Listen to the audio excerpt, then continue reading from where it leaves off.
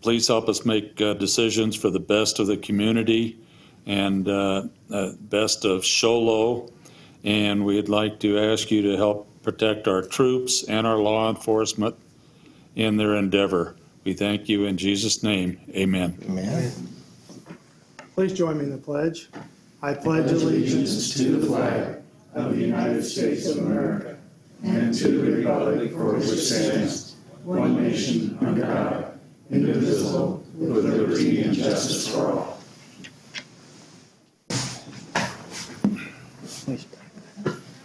Next item on the agenda is call to the public. Any citizen desiring to speak on a matter that is not within the jurisdiction of the City Council may do so at this time. Seeing nobody run up here, I will adjourn call to the public. Next item, we have the consent calendar. The only thing we have on that is the minutes of the September 15th agenda. I move we approve the consent calendar. Second. All those in favor? Aye. Passed.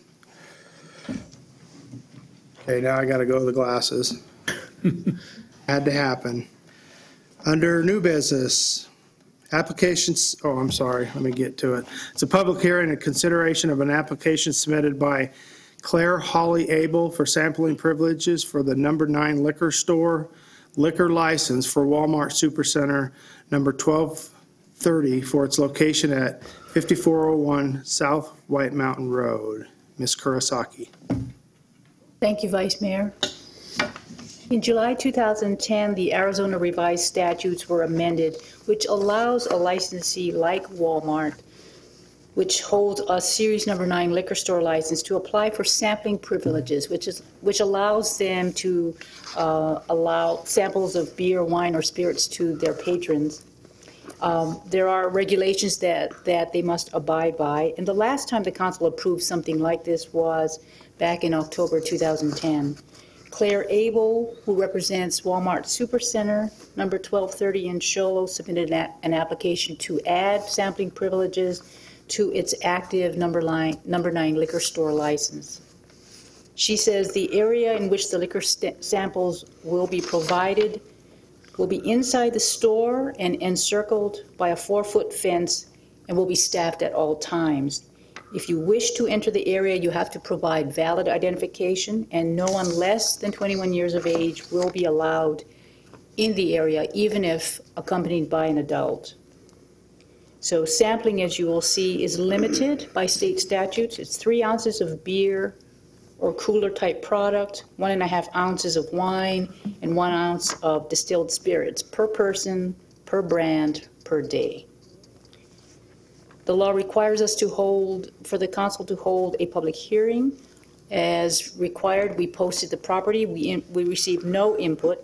The Show Low Police Department did a background check on the applicant, found nothing that would preclude approving the application.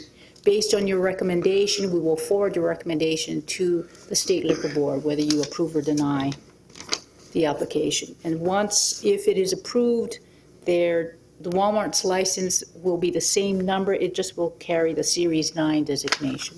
And Ms. Abel is here, should you have any questions of the applicant. Very good. Thank you.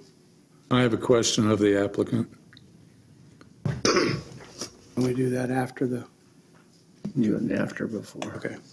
Hi. You probably want to identify yourself, a name and everything for me. Vice Mayor Alsop and Councilman Crittenden. My name, for your record, is Claire Abel, and my address is 702 East Osborne Road. Thank you. Thank you. It says that you're going to have it encircled, and it also says that there's going to be a limit per state statutes of 3 ounces of beer, 1 1/2 ounce of wine, and 1 ounce of distilled spirits per person per brand per day. Does that mean I can come in and sample an ounce of 5 different brands? No, sir, you cannot. They'll be doing it by brand, basically. This change in the law was initiated by the local vintners and the local brewers. They wanted a way to get their their products tasted and get into the mainstream so that when somebody goes in to pick up a six-pack, it isn't always a Bud six-pack. Maybe it's a local brand. And so that's the reason that Walmart is pursuing this. And they will typically only be using one brand at a time. And how are you going to police that an individual doesn't come in, leave, come back, leave and come back? Because their IDs will be scanned and entered at the time they enter the tasting area, and so it will go off if they come back and scan it again. Very good. Before we go any further, let's go back to this is for a public hearing first, and then we'll come back to you if you have any more questions. So if anybody in the public wants to discuss this matter, nope, and then we'll close the public hearing and turn it back over to council for action. Now, if you have any questions, or would you like to make an action on this?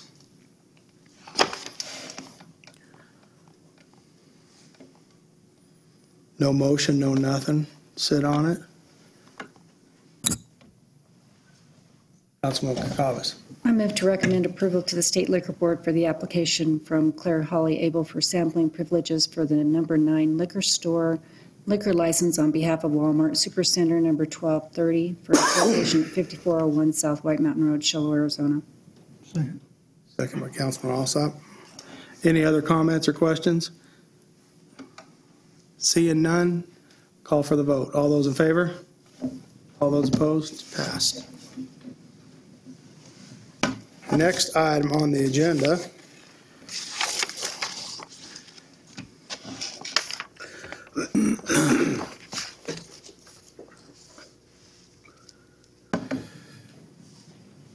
consideration of an application submitted by Kenneth Allen Jarrell for a permanent extension of premises patio permit for White Mountain Moose Lodge number 2650 at 140 North White Mountain Road, Suite E, Shoalo, Arizona. Ms. Kurosaki. Thank you, Vice Mayor. Ken Jarrell submitted an application on behalf of the White Mountain Moose Lodge in Shoalo for a permanent extension of premises/patio permit. They currently hold a number 14 club or private liquor license. The lodge expanded its premises into another suite on the west side of its existing location and is requesting approval to allow the consumption of alcohol in this additional area. So as a result, to do so, they must apply for a permanent extension permit from the Department of Liquor Licenses and Control, and also must seek approval from the City Council, which is what is here before you tonight. The applicant included a diagram which is attached. It shows the proposed physical alteration of the premises. We had the police department review the application and do a background check and found nothing amiss. And the head of the local White Mountain Moose Lodge, his name is Michael Kupari, is here on behalf of Ken Jarrell, should you have any questions of the applicant. Thank you. Any questions or comments? Councilman Kelly. Just like to make it clear this area is a controlled access. Is that true? Or is that open? It is a controlled access. That's what I understood. I just wanted to make it clear. Thank you. Any other comments? Seeing none, call for a motion. Councilman Crittenden. I move to recommend approval to the State Liquor Board of the application submitted by Kenneth Allen Jarrell on behalf of White Mountain Moose Lodge 2650 for a permanent extension of its premises. And a second by Councilman Alsop. Any other comments? Question. Question? I hate to cause confusion, but I'm already confused. Don't these require a hearing? They do not require a public hearing. Thank you for that clarification. I think in the understanding, they're just adding on to it, right? They're extending it is all they're doing. Yes, there are certain kind of licenses, liquor licenses, that do require a public hearing. In this instance, it does not. Okay, I got a motion and a second. Any more questions? All those in favor? All those opposed? Passed.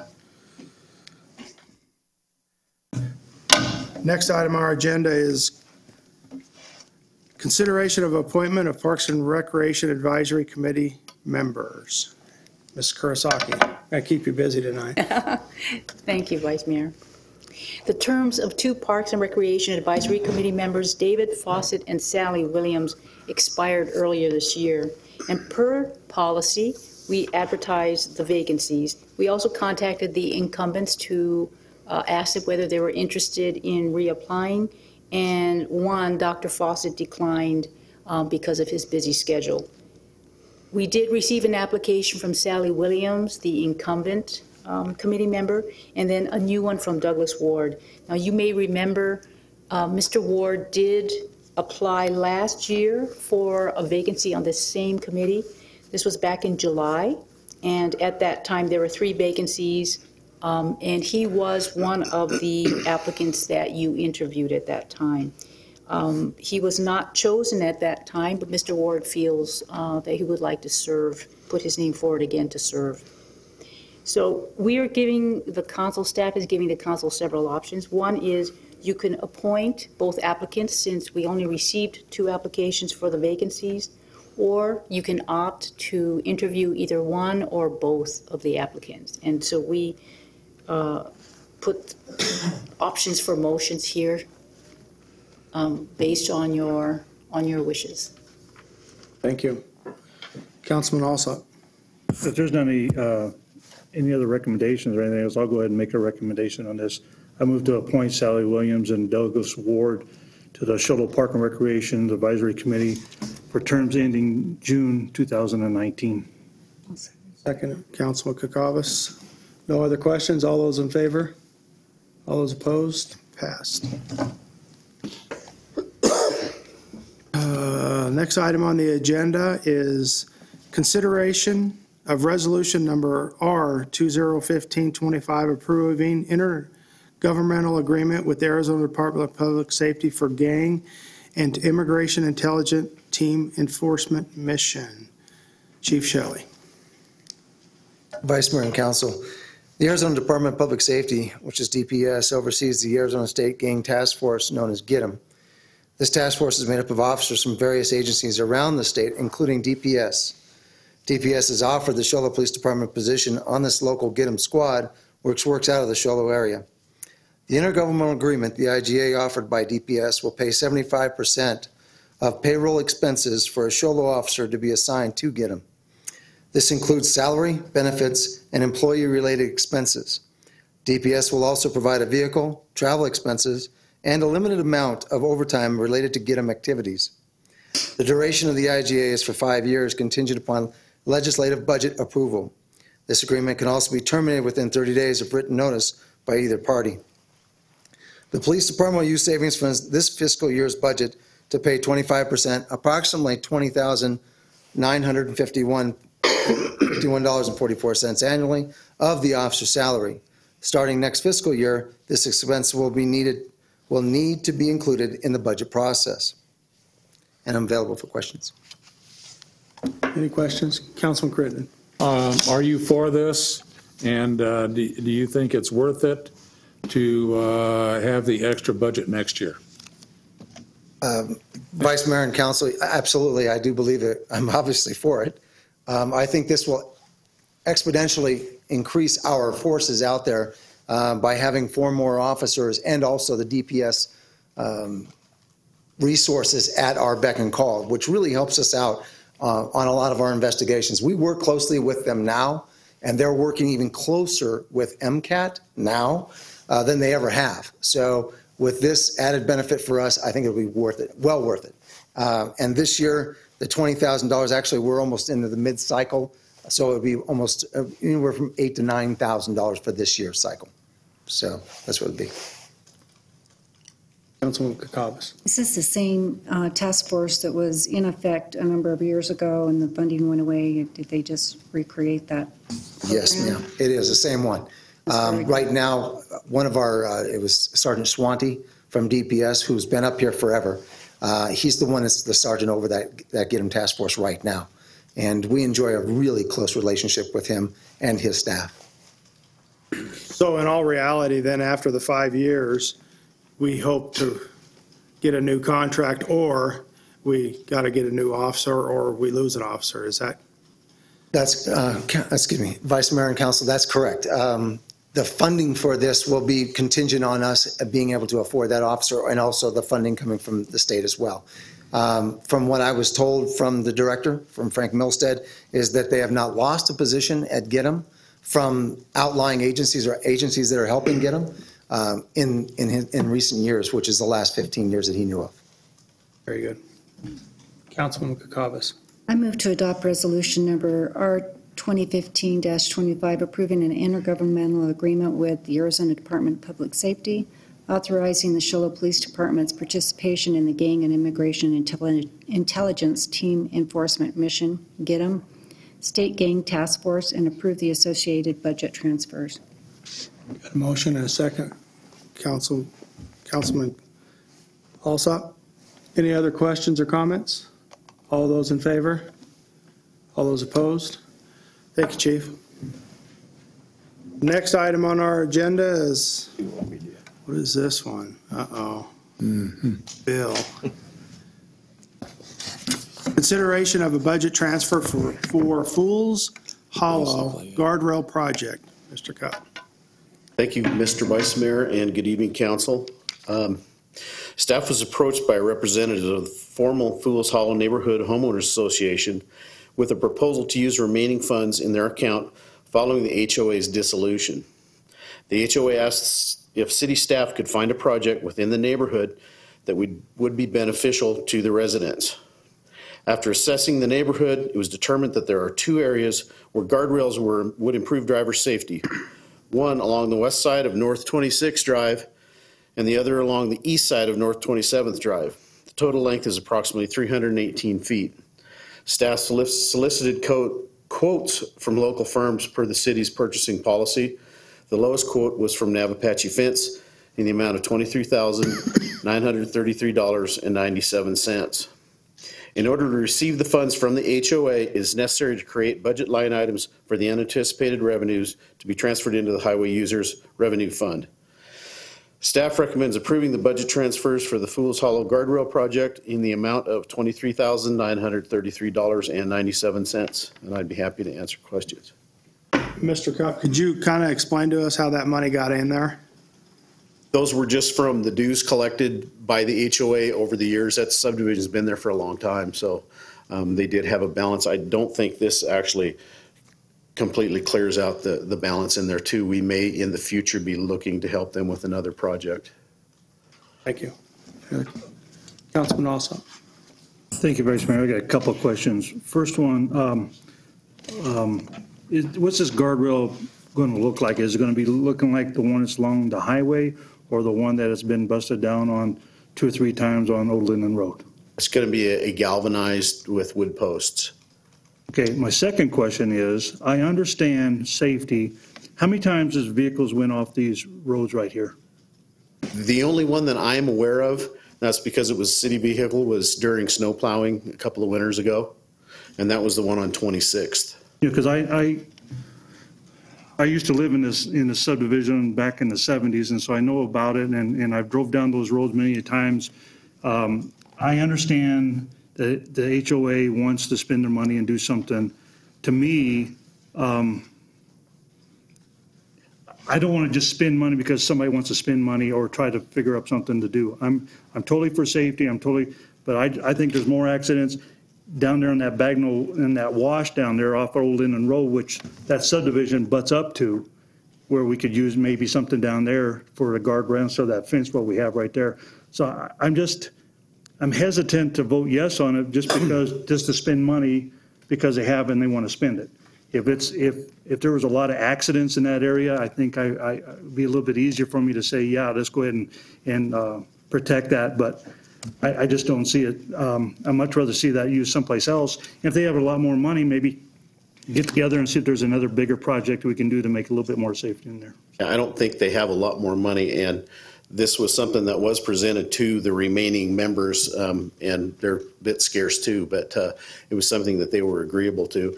And I do think if someone did go off the road, especially on 27th, that's a deep, steep ravine. So preventative maintenance or preventative safety. Well, just like you said, this subdivision's been a long time. How many years has that road been in service? As long as the subdivision's been there. And we probably had no accidents on that one at all. I think I did hear something about somebody's truck rolling down in there too, but that's just, I don't have any of my own experience with that. That's just my 2 cents. Thank you. I guess I got one, now that that's brought up. The one on Old Linden, is it going to be like that kind of pipe where you could just bump it with your body It's and going it to be, falls over? it's going to be a highway guardrail. It's Oh, it is going to be a yeah, highway guardrail. It's going to be a highway type, like we have going down Wolford Road. And they all know that, I guess, in there. Were there other projects considered? One project that was discussed quite a bit was to come up with a way to have a neighborhood cleanup or a property cleanup type of project or program where people would apply for grants to fix their fence or clean the brush out of the yard or do something like that. The problem with that was that there wasn't anyone from the neighborhood that was willing to administer that program. And, you know, there were questions about how you can treat different folks fairly when you're doing that sort of stuff. So it was discussed, but we just really couldn't come up with a good way to administer something like that. Any other comments? Go, Councilman Crittenden. Let's find out where we are. I move to approve the budget transfers for the Fools Hollow Guardrail Project in the amount of $23,933.97. Got a motion, do I have a second? Second. Councilman Kukovis, and he was joking about the ambulance, Randy. Go ahead and get it out. I got a motion and a second. Any more questions or comments? All those in favor? All those opposed? See, it passes 3-4 to 1. Thank you. Thank you. Next item on our agenda is summary of current events. Councilman also. Thank you, Vice Mayor. First thing I'd like to give our prayers to Councilman Hatch and hopefully a speedy recovery on his surgery on his knee, and hopefully he'll be able to run and do the things that he likes to do again. And the second thing is congratulations to the 7th and 8th grade football teams at Shoal High School for having an undefeated season this year for both teams. So congratulations to them.